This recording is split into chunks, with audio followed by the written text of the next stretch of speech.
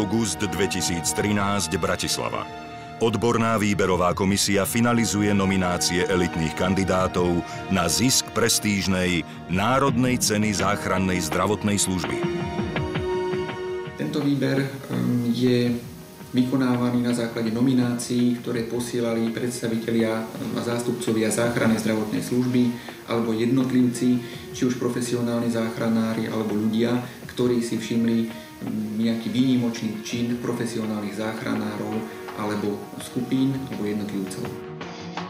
Ide o činy, ktoré sú nejakým spôsobom výnimočné.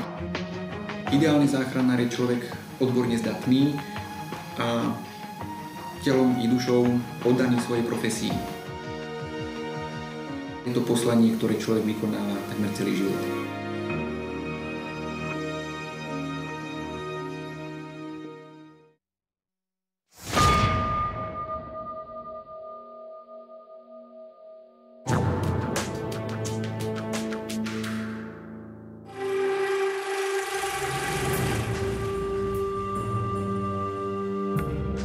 Pracujem na operačnom stredisku 7 rokov, ako vzniklo od začiatku.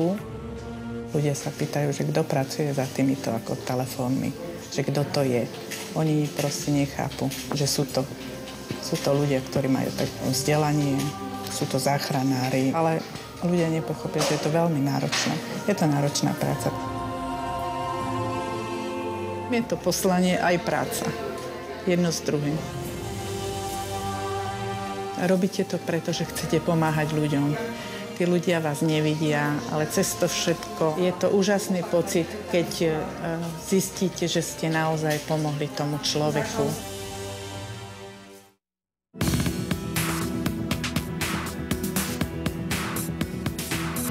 Byť záchranárom pre mňa znamená určitá obrovská zodpovednosť, rešpekt a samozrejme poslanie. Keď idem na výjazd ako záchranár, už premýšľam dopredu, aká je tam situácia, vlastne kam ideme. Takisto počas transportu premýšľam, ako by som vedel najviac pomôcť. Tie zásahy nie sú také ako v akčných filmoch, sú z reálneho života. My sme tam najdôležitejší a proste neriešim nič, iba pacient a ja. Určite človeka poteší to poďakovanie od rodinných príbuzných alebo od samého pacienta, keď mu človek pomôže a je to asi najkrajšie slovo. Ďakujem.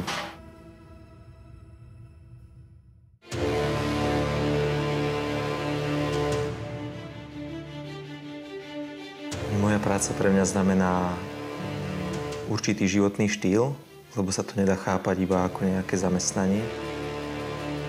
Predstava, že by som robil v živote niečo iné, je asi veľmi zložitá a ťažká. To záchranárstvo nejako tak chytilo za srdce. Vždy pred zdvihnutím telefónu na operačnom stredisku je určitá chvíľka napätia. Väčšinou pocity po tej práci prichádzajú až potom. Tie pocity bývajú rôzne, závisí, ako ten zásah dopadne. Niekedy to býva nadšenie, eufória, inokedy to býva frustrácia, že pre toho človeka sme spravili naozaj všetko, ale to nedopadlo dobre a zostáva tu myšlienka na to, že o tom živote nerozhodujeme my, ale niekto iný. Národná cena záchrannej zdravotnej služby v kategórii výnimočný záchranársky čin profesionálneho záchranára patrí do rúk Boženy Michalákovej zo Žilinskej Kosky.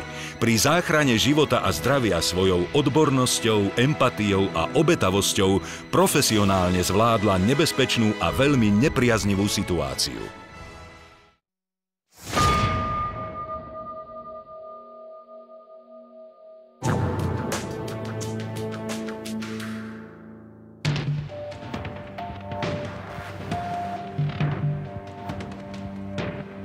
Čo musí bezpodmienečne fungovať v dobrom záchranárskom tíme. Predovšetkým súdržnosť, spolupráca a tímový duch. Pri každom výjazde cítim rešpekt a zodpovednosť za toho samostatného pacienta. Počas zásahu na mieste nemôže prevládať strach. V tom prípade záchranár nerozmýšľa adekvátne, robia sa chyby a to je neprípustné. Práca záchranára je pre mňa v prvom rade poslaním a baví ma. aj keď je mnohokrát psychicky a fyzicky náročná, neviem si predstaviť robiť niečo iné.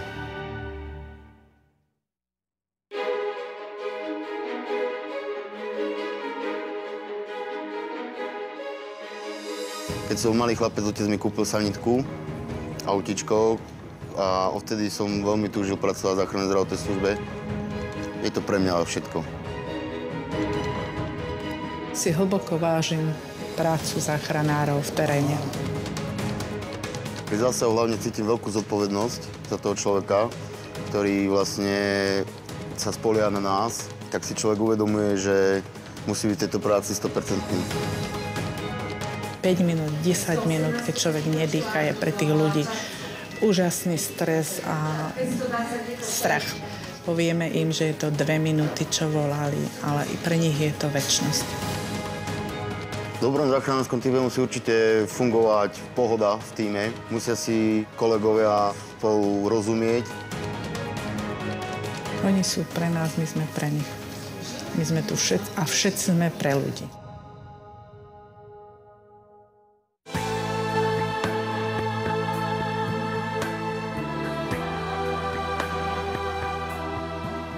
Práca na Krajskom operačnom stredisku je namáhavá práca, najmä na psychiku, ale ja si myslím, že má zmysel, lebo ľudia v tiesni sa potrebujú najskôr dovolať. Sú to život ohrozujúce stavy, vtedy sú tí ľudia, majú iné reakcie ako inokedy. Sú v strese, boja sa, kričia, plačú a my tie hovory musíme zvládnuť. Na operačnom stredisku pracujú záchranári. Sú to takí istí záchranári, ktorí pracujú v ambulanciách, aj keď je ich práca iná, ale je veľmi dôležitá. Víťazmi kategórie profesionálneho záchranárskeho tímu je kolektív Košickej záchranky. Doktor Anton Paľovčík a záchranári Ján Karafa, Zuzana Jusková, Imrich Bakši, Marián Lukáč, Andrej Štefaňák a Jozef Ondočko vynikajúcou organizáciou zásahu spoločne a koordinovane prispeli k záchrane ľudského života.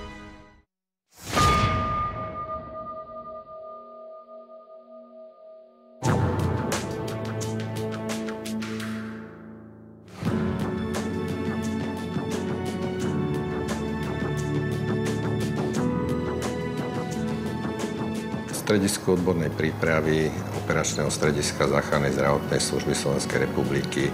Sme malý kolektív, sme tým v 4 ľuďoch.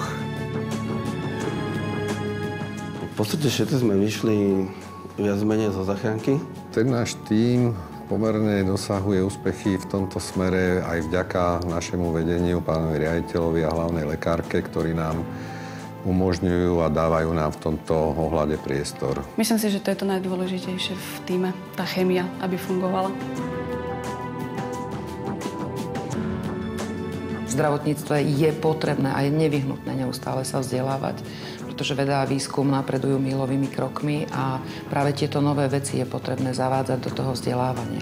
Pacient, keď počuje na druhej strane, že tu je tiesňová linka záchrannej zdravotnej služby, mala by nastať u neho taká úľava a pocit bezpečia. Svojim kolegom by som asi odporúčila, alebo teda rada by som im odozdala také posolstvo, že aby k svojej práci a k svojim vedomostiam pristupovali naozaj s pokorou, pretože to, čo som sa naučila včera, dnes už môže byť staré.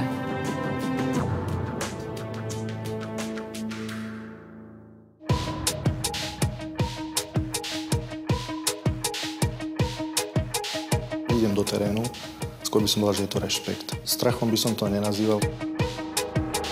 Mne osobne najťažšie bolo počas situácie, keď sme oživovali 6-mesačné dieťa. To vtedy zanechá v človeku úplne takú hlbokú rihu, ktorá sa len tak ľahko nevymáže z pamäti. Je to práca o tom, že ten výjazd vás naozaj zastihne hocikedy, hoci ktorú minútu a musíme byť vždy na to pripravení zachráňovať ľudské životy.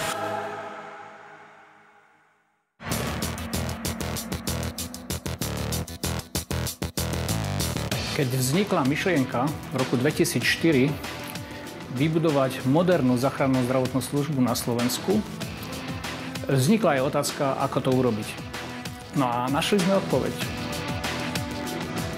Je to tímová práca, chceme ľudí naučiť. Pre nás je významné, že ľudia, ktorí sa tomuto venujú, vedia prepojiť teóriu s praxou, nakoľko sa zúčastňujú priamo vo výjazdoch.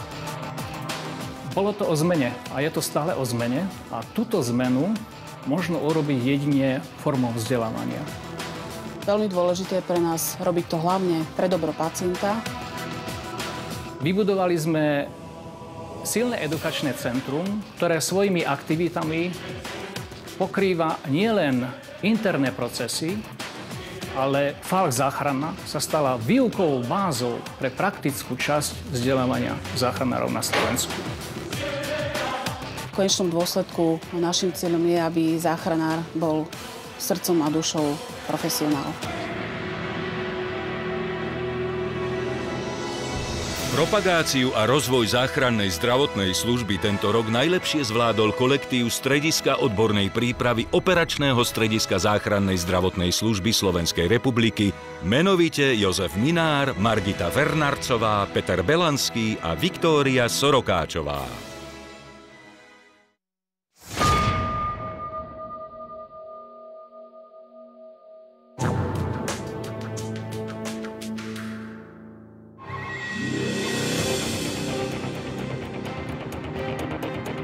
Som chcel byť novinárom, psychológom, pilotom lietadiel. Keď som si dával prihlášku na medicínu na vysokú školu po maturite, tak na druhom mieste som mal uvedené ako Vysokú školu teologickú fakultu. Takže vtedajší režim asi usúdil, že nechce zo mňa kňaza, tak ma prijali na medicínu. Moja práca, ako je to zdroj potešenia, aj keď to možno znie morbidne. Aké to je byť v kontakte so smrťou. Na niektoré veci si človek zvykne. A na druhej strane sú stavy, kde napriek 39 rokom praxe som si nezvykol na to, aby som s nejakým ľahkým srdcom dokázal oznámiť rodine úmrtie. Zatiaľ sa cítim fyzicky tak, že nemám problém vyskočiť aj v daždi, v snehu alebo šľapať v blate za pacientom. No a mám zadné vrátka, to je učenie.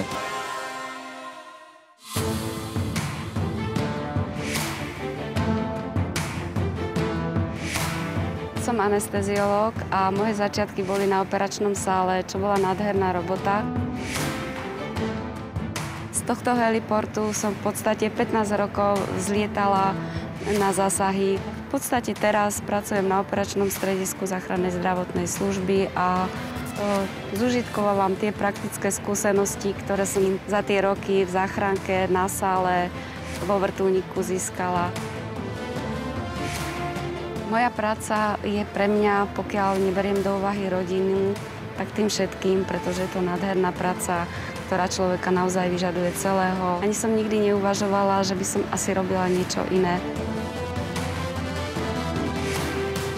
Vždy, keď človek išiel na výjazd, alebo aj teraz, keď vysielame na výjazd, nikdy nevieme, za akým výsledkom to bude, ale vždy v tých našich mysliach prevažuje to, že zachránime, pomôžeme a na smrť myslíme naozaj už, až keď to príde.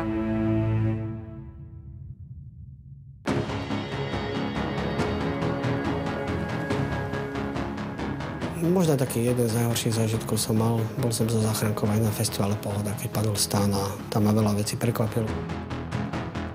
Záchranár je častokrát na blízko smrti, blízko stavu, kedy jeho jednanie rozhoduje o tom, či ten pacient prežije alebo nie. Tak okrem tej patričnej úcty k životu nemal by strácať, nemal by byť arogantný, nemal by ignorovať svoj život a život svojich blízkych. Budúcim potenciálnym pacientom odkazujem, že nech si dobre rozmyslia, kedy volajú rýchlo, aby nedochádzalo k zneužívaniu. Že za ten čas môže sa dusiť dieťa alebo byť človek, ktorý je v podstate viac ohrozený na živote. Robím všetko preto, aby som v dôchodku hlavne prežil ekonomickú situáciu. Takže mám takú malú farmu a pestujem sliepky a morky. A som si nehovoril, jak Kryl zpěval, když vidím tyhle lidský vraky, třesu se před příznaky, že se mě jednou taky bude důchodce.